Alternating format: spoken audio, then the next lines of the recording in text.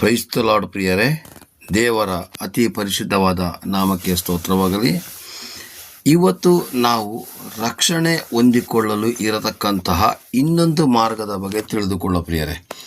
ರಕ್ಷಣೆ ಹೊಂದಿದ್ದೇವೆ ಅಂತ ಹೇಳಿದ್ರೆ ಸಾಲೋದಿಲ್ಲ, ಕ್ರಿಸ್ತನಲ್ಲಿ ನಾವು ಬಂದು ರಕ್ಷಣೆ ಹೊಂದಿದ್ದೇವೆ ಅಂತ ಹೇಳಿದ್ರೆ ಸಾಲೋದಿಲ್ಲ. ಬೈಬಲ್ನಲ್ಲಿ ರಕ್ಷಣೆ ಹೊಂದೋದಕ್ಕೆ ಕೆಲವೊಂದು ಸೂತ್ರಗಳನ್ನು, ಕೆಲವೊಂದು ನಿಯಮಗಳನ್ನು, ಕೆಲವೊಂದು ವಚನಗಳನ್ನು ಕೊಟ್ಟಿದ್ದಾರೆ ಪ್ರಿಯರೇ. ಯಾಕಂದರೆ ರಕ್ಷಣೆ ಹೊಂದಲಿಕ್ಕೆ ಏನೇನು ಮಾಡಬೇಕು ಅಂತೇಳಿ, ರಕ್ಷಣೆ ಹೊಂದಿದ್ದೇವೆ ಅಂತ ಹೇಳೋದಲ್ಲ, ರಕ್ಷಣೆಯ ಮಟ್ಟ ಹೆಚ್ಚಾಗಬೇಕು ಪ್ರಿಯರೇ. ಇದರಲ್ಲಿ ಇವತ್ತು ರಕ್ಷಣೆ ಹೊಂದಿಕೊಳ್ಳಲಿಕ್ಕೆ ಒಂದು ಮಾರ್ಗವನ್ನು ಯೇಸು ಸ್ವಾಮಿ ತೋರಿಸ್ತಾ ಇದ್ದಾರೆ. ರೋಮಪುರದವರಿಗೆ ಬರೆದ ಪತ್ರಿಕೆ 10ನೇ ಅಧ್ಯಾಯ, ರೋಮಪುರದವರಿಗೆ ಬರೆದ ಪತ್ರಿಕೆ 10ನೇ ಅಧ್ಯಾಯ 9 ಮತ್ತು 10ನೇ ವಾಕ್ಯವನ್ನು ಮತ್ತು 11ನೇ ವಾಕ್ಯವನ್ನು ನಾವು ನೋಡಿಕೊಳ್ಳುವ. ಅದೇನೆಂದರೆ, ನೀನು ಯೇಸುವನ್ನೇ ಕರ್ತನೆಂದು ಬಾಯಿಂದ ಅರಿಕೆ ಮಾಡಿಕೊಂಡು ದೇವರು ಆತನನ್ನು ಸತ್ತರೊಳಗಿಂದ ಎಬ್ಬಿಸಿದನೆಂದು ಹೃದಯದಿಂದ ನಂಬಿದರೆ ನಿನಗೆ ರಕ್ಷಣೆಯಾಗುವುದೆಂಬುದೇ. 10ನೇ ವಾಕ್ಯ, ಹೃದಯದಿಂದ ನಂಬುವುದರ ಮೂಲಕ ನೀತಿಯು ದೊರಕುತ್ತದೆ, ಬಾಯಿಂದ ಅರಿಕೆ ಮಾಡುವುದರ ಮೂಲಕ ರಕ್ಷಣೆ ಆಗ್ತದೆ. 11ನೇ ವಾಕ್ಯ, ಆತನ ಮೇಲೆ ನಂಬಿಕೆಯಿಡುವ ಯಾವನಾದರೂ ಆಸಭಂಗ ಪಡುವುದಿಲ್ಲವೆಂದು ಶಾಸ್ತ್ರವು ಹೇಳುತ್ತದೆ. ಹಾಗಾದರೆ ಪ್ರಿಯರೇ, ಪ್ರತಿಯೊಂದು ಧರ್ಮಕ್ಕೂ ಅವರವರ ಗ್ರಂಥಗಳು ಮಾಡೆಲ್ ಆಗಿ ಇರುವ ಹಾಗೆ ಕ್ರಿಸ್ತನನ್ನು ಅನುಸರಿಸತಕ್ಕಂತಹ ನಮಗೆ ಬೈಬಲ್ ಒಂದು ಮಾಡೆಲ್ ಆಗಿದೆ ಪ್ರಿಯರೇ.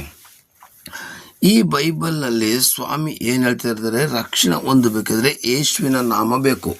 ಯಾಕೆಂದರೆ ಫಿಲಿಪ್ಪದಲ್ಲಿ 2:9 ಕೂಡ ಬರೆದಿದೆ, ಎಲ್ಲ ನಾಮಗಳಿಗಿಂತಲೂ ಮೇಲಾದ ನಾಮ ಶ್ರೀ ಯೇಸುವಿನ ನಾಮ. ಅಂದರೆ ನಿನ್ನ ವಿರುದ್ಧವಾಗಿ ಬರ್ತಕ್ಕಂಥ ಎಲ್ಲ ದುಷ್ಟಶಕ್ತಿಗಳು, ಅಂಧಕಾರ ಶಕ್ತಿಗಳು, ಪ್ರಪಂಚದಲ್ಲಿರ್ತಕ್ಕಂಥ ಎಲ್ಲ ಹೆಸರುಗಳಿಗಿಂತಲೂ ಶ್ರೇಷ್ಠವಾದ ಹೆಸರು ಇರುವಂಥದ್ದೇ ಯೇಸು ಸ್ವಾಮಿಗೆ ಪರಲೋಕದ ತಂದೆ ಕೊಟ್ಟಿದ್ದಾರೆ ಪ್ರಿಯರೇ. ನಾವು ಇದನ್ನು ಯಾವ ರೀತಿ ನಂಬಬೇಕಾದರೆ, ಒಂದನೇದಾಗಿ 9ನೇ ವಾಕ್ಯವನ್ನು ನಾನು ಓದ್ತೀನಿ, 10:9. ಅದೇನೆಂದರೆ, ನೀನು ಯೇಸುವನ್ನೇ ಕರ್ತನೆಂದು ಅರಿಕೆ ಮಾಡಿಕೊಂಡು ದೇವರು ಆತನನ್ನು ಸತ್ತರೊಳಗಿಂದ ಎಬ್ಬಿಸಿದನೆಂದು ಹೃದಯದಿಂದ ನಂಬಿದರೆ ನಿನಗೆ ರಕ್ಷಣೆ ಆಗುವುದು. ಇವತ್ತು ಸುಮಾರು ಜನಕ್ಕೆ ಅಂದರೆ ಅದ್ಭುತಕ್ಕೋಸ್ಕರ ಬರ್ತಾರೆ, ಆಶೀರ್ವಾದಕ್ಕೋಸ್ಕರ ಬರ್ತಾರೆ. ಯೇಸು ಸ್ವಾಮಿ ಒಬ್ಬರು ದೇವರು ಅಂತ ತಿಳ್ಕೊಂಡು ಮಾತ್ರ ಬರ್ತಾ ಇದ್ದಾರೆ. ಇಲ್ಲ ಪ್ರಿಯರೇ, ನಾವು ಯೇಸು ಕ್ರಿಸ್ತನ ಬಗ್ಗೆ ಏನು ತಿಳಿಬೇಕಾದರೆ, ಮೊದಲದಾಗಿ ಯೇಸುವನ್ನೇ ಕರ್ತನು, ಒಡೆಯನು, ರಕ್ಷಕನು ಎಂದು ನಾವು ನಂಬಬೇಕು. ಅರಿಕೆ ಮಾಡಿಕೊಂಡು ದೇವರು ಆತನ ಸತ್ತರೊಳಗಿಂದ ಎಬ್ಬಿಸಿದ ಹೃದಯದಿಂದ ನಂಬಿದರೆ ರಕ್ಷಣೆ ಆಗೋದು. ಹಾಗಾದರೆ ಎಲ್ಲ ಮಹಾನ್ ಪುರುಷರುಗಳು, ಮಹಾನ್ ಗಣ್ಯ ವ್ಯಕ್ತಿಗಳು ಸತ್ತು ಸಮಾಧಿ ಆಗಿ ಕೊಳೆತ ಅವಸ್ಥೆಯಲ್ಲಿ ಇದ್ದಾರೆ. ಆದರೆ ನನ್ನ ಯೇಸು ಸತ್ತವರೊಳಗಿಂದ ದೇವರು ಅವನನ್ನು ಎಬ್ಬಿಸಿದ್ದಾರೆ ಅಂತ ಯಾರು ನಂಬ್ತಾರೋ ಅವರಿಗೆ ಮಾತ್ರ ರಕ್ಷಣೆ. ನಾವು ಏನೇ ದಾನ ಧರ್ಮಗಳನ್ನ ಮಾಡ್ಬೋದು, ಚರ್ಚಿಗೆ ಬರ್ಬೋದು, ಏನೇ ಮಾಡ್ಬೋದು, ಯೇಸು ಸ್ವಾಮಿ ಸತ್ತು ಎದ್ದು ಬಂದಿದ್ದರ ಬಗ್ಗೆ ಸಂಶಯ ಪಡಬಾರ್ದು. ಅದಕ್ಕೆ ಇರತಕ್ಕಂತಹ ಸಾಕ್ಷಿ ಆಧಾರದ ಜಾಗ ಈಗಲೂ ಕೂಡ ಯೆರೂಸಲೇಮಿನಲ್ಲಿದೆ. ಯೇಸು ಸ್ವಾಮಿ ಸಂಚಾರ ಮಾಡೋ ಜಾಗ, ಸತ್ತು ಎದ್ದು ಬಂದಿರತಕ್ಕಂಥ ಜಾಗ. 40 ದಿವಸ ಅವರು ಅಲ್ಲಿ ಆ ಒಂದು ಯೆರೂಸಲೇಮ್ ಪ್ರಾಂತ್ಯದ ಆ ಸುತ್ತ ಎಮ್ಮಹುಗಳ ಸುತ್ತಾಡಿದಕ್ಕೆ ಒಂದು ಪುರಾವೆ ಇದೆ ಪ್ರಿಯರೇ, ಆಧಾರ ಇದೆ, ಈಗಲೂ ಕೂಡ ಆಧಾರ ಇದೆ ಪ್ರಿಯರೇ. ಹಾಗೆಯೇ ಪ್ರಿಯರೇ, ನಾವೇನು ಮಾಡಬೇಕು, ಯೇಸುವನ್ನು ಕರ್ತನಿಂದ ಬಾಯಿಂದ ಅರಿಕೆ ಮಾಡಿಕೊಂಡು ದೇವರ ಸತ್ತಂಥ ಯೇಸುವನ್ನು ಎಬ್ಬಿಸಿದನು ಎಂದು ಹೃದಯದಿಂದ ನಂಬಿದರೆ ನನಗೆ ನಿನಗೆ ರಕ್ಷಣೆ ಮತ್ತು ನಿತ್ಯ ಜೀವ. 10ನೇ ವಾಕ್ಯದಲ್ಲಿ ನೋಡಿ, ಹೃದಯದಿಂದ ನಂಬುವುದರ ಮೂಲಕ ನೀತಿ ದೊರಕುತ್ತದೆ, ಬಾಯಿಂದ ಅರಿಕೆ ಮಾಡೋದರ ಮೂಲಕ ರಕ್ಷಣೆ ಆಗ್ತದೆ. ನೀವು ಹೃದಯದಿಂದ ನಂಬಬೇಕು, ಅರ್ಧಂಬರ್ಧ ನಂಬೋದಲ್ಲ. ಯಾವುದೋ ಕ್ರಿಸ್ತನ್ಸ್ಗಳ ದೇವರು ಹೋದರೆ ಒಳ್ಳೆಯದಾಗ್ತದೆ ಅಂತ ಬರಬೇಡಿ. ನಿಮಗೆ ಅದ್ಭುತ ಆಗುತ್ತೆ, ಆದರೆ ರಕ್ಷಣೆ ಇಲ್ಲ. ರಕ್ಷಣೆಯನ್ನು ಯಾವ ಥರ ಮಾಡೋದು, ಹೃದಯದಿಂದ ನಂಬಬೇಕು. ನಾವು ಯೇಸುವೇ ಕರ್ತನೋ, ಒಡೆಯನೋ, ರಕ್ಷಕನೋ ದೇವರು, ಆತನನ್ನು ದೇವರು ಸತ್ತವರೊಳಗಿಂದ ಎಬ್ಬಿಸಿ ನಮಗೆ ರಕ್ಷಕನ ಒಡೆಯನ ಕೊಟ್ಟಿದ್ದಾರೆ ಅಂತ ನಾವು ನಂಬುದರೆ ಮಾತ್ರ ನಮಗೆ ರಕ್ಷಣೆ ಪ್ರಿಯರೇ. ಅಲ್ಲಿ ಸ್ವಾಮಿ ಹೇಳ್ತಾರೆ, ಹೃದಯದಿಂದ ನಂಬುವುದರ ಮೂಲಕ ನೀತಿ ದೊರಕುತ್ತದೆ. ಮೊದಲನೇದಾಗಿ ಏನು ಮಾಡಬೇಕು, ಹೃದಯದಿಂದ ನಂಬಬೇಕು. ನೆಕ್ಸ್ಟ್ ಏನು ಮಾಡಬೇಕು, ಬಾಯಿಂದ ಅರಿಕೆ ಮಾಡೋದರ ಮೂಲಕ ರಕ್ಷಣೆ ಆಗ್ತದೆ. ನೀವು ಬಾಯಿಂದ ಹೇಳಿ, ನನ್ನ ದೇವರು ರಕ್ಷಕ, ನನ್ನ ದೇವರು ಒಡೆಯ, ನನ್ನ ಯೇಸು ಸ್ವಾಮಿ ಸತ್ತು 3 ದಿವಸ ಎದ್ದು ಬಂದಿದ್ದಾರೆ, ಅವರು ಸಮಾಧಿಯಲ್ಲಿ ಇಲ್ಲ, ಅವರು ಪರಲೋಕದ ತಂದೆಯ ಬಲದೊಡೆಯಲ್ಲಿ ಕೂತ್ಕೊಂಡಿದ್ದಾರೆ. ಧೈರ್ಯವಾಗಿ ಯಾರು ಹೇಳ್ತಾರೋ ಅವರಿಗೆ ಮಾತ್ರ ರಕ್ಷಣೆ ಪ್ರಿಯರೇ.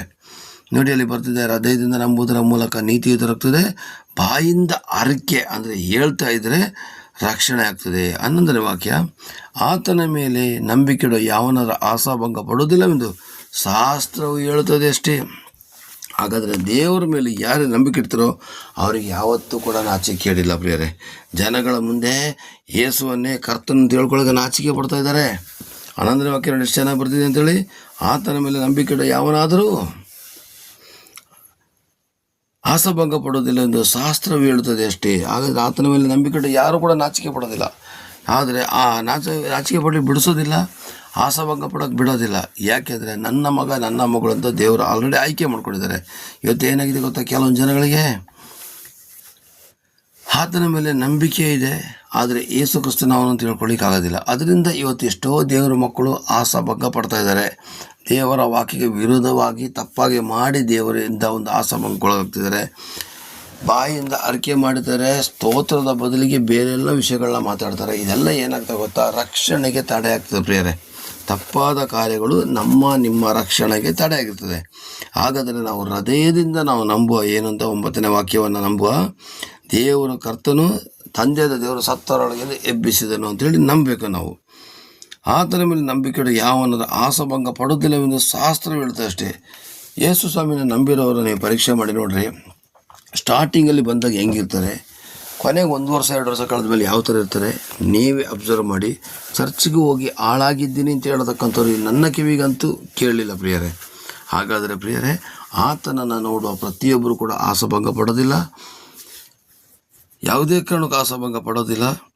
ನಾವು ಹೃದಯದಿಂದ ನಂಬಬೇಕು, ಬಾಯಿಂದ ಯೇಸುವಿನ ನಾವು ಹೇಳ್ತಾ ಇರಬೇಕು. ಯೇಸುವೆ ರಕ್ಷಕ, ಯೇಸುವೆ ಒಡೆಯ, ಯೇಸುವೆ ಸರ್ವಶಕ್ತನೇ, ಯೇಸುವೆ ಸೃಷ್ಟಿಕರ್ತನೂ ಕೂಡ ನೀನೇ ಆಗಿದೆ ಸ್ತೋತ್ರಪ್ಪ, ಆದಿಯು ಅಂತ್ಯವು ನೀನಾಗಿದೆ ಸ್ತೋತ್ರಪ್ಪ, ಆಲ್ಫ ಒಮೆಗಾ ನೀನಾಗಿದೆ ಅಂತೇಳಿ ಈ ಥರದಲ್ಲಿ ನಾವು ಹೇಳ್ತಾ ಬಂದಾಗ ನಮ್ಮನ್ನು ದೇವರ ನಾಚಿಕೆ ಪಡಿಸಲಿಕ್ಕೆ ಬಿಡೋದಿಲ್ಲ. ಹಾಗಾದರೆ ರಕ್ಷಣೆ ಹೊಂದಲಿಕ್ಕೆ ಮಾರ್ಗ ಯಾವುದು? 1ನೇದಾಗಿ ಸುಮಾರು ಮಾರ್ಗಗಳಿದೆ, ಆದರೆ ಇದೊಂದು ವಾಕ್ಯ ಮಾತ್ರ ಆಯ್ಕೆ ಅಷ್ಟೇ. ಯೇಸುವನ್ನು ಕರ್ತನು ರಕ್ಷಕನು ಒಡೆಯನು ದೇವರನ್ನು ನಂಬಬೇಕು. 2ನೇದಾಗಿ ಆತನ ಸತ್ತರೊಳಗಿಂದ ಎದ್ದು ಬಂದನ್ನು ನಂಬಬೇಕು. ನೆಕ್ಸ್ಟ್ ಅಲ್ಲಿಂದ ಆತನ ಮೇಲೆ ಯಾರು ನಂಬಿಕೆ ಇಡ್ತಾರೋ ಅವ್ರನ್ನ ನಾಚಿಕೆ ಪಡಲಿಕ್ಕೆ ದೇವರು ಬಿಡೋದಿಲ್ಲ. ಹೃದಯದಿಂದ ನಂಬಿ, ಸುಮ್ಮನೆ ಬೂಟಾಟಿಕೆಗೋಸ್ಕರ ನಂಬೋದು ಬೇಡ, ನಾವು ಪಾಸ್ಟರ್ನ ಮೆಚ್ಚಿಸಲಿಕ್ಕೆ ನಂಬೋದು ಬೇಡ, ಯೇಸು ಸ್ವಾಮಿಯ ಶಿಷ್ಯಂದ್ರ ಸೇವಕರನ್ನ ಮೆಚ್ಚಿಸೋಕೆ ನಂಬೋದು ಬೇಡ. ನಮ್ಮನ್ನು ದೇವರು ಸತ್ತರೊಳಗಿಂದ ಎಬ್ಬಿಸಿದನು ಅಂತೇಳಿ ದೇವರ ಮೇಲೆ ಗೌರವ ಕೊಟ್ಟು ನಂಬಿಕೆ ಪಟ್ಟರೆ ನಮಗೆ ಇವತ್ತು ರಕ್ಷಣೆ ಆತ್ಮನ ದೇವರು ಬಿಡುಗಡೆ ಮಾಡ್ತಾರೆ. ಹಾಗಾದರೆ ದೇವರೇ ನನಗೆ ನಿನ್ನ ರಕ್ಷಣೆ ಆತ್ಮನ ಬಿಡುಗಡೆ ಮಾಡೋದೇಳಿ 1 ನಿಮಿಷ ಮೊಣಕಾಲೂರಿ ಪ್ರಾರ್ಥಿಸಿಕೊಳ್ಳಿರಿ. Amen, amen, amen. Praise the Lord. ದೇವರು ನಿಮ್ಮನ್ನು ಆಶೀರ್ವದಿಸಲಿ, ಕೃಪೆಯನ್ನು ನಡೆಸಲಿ, ನೀವು ಎಂದೆಂದಿಗೂ ಆಶಾಭಂಗ ಪಡದಂತೆ ನೋಡಿಕೊಳ್ಳಲಿ. ಆಮೇನ್.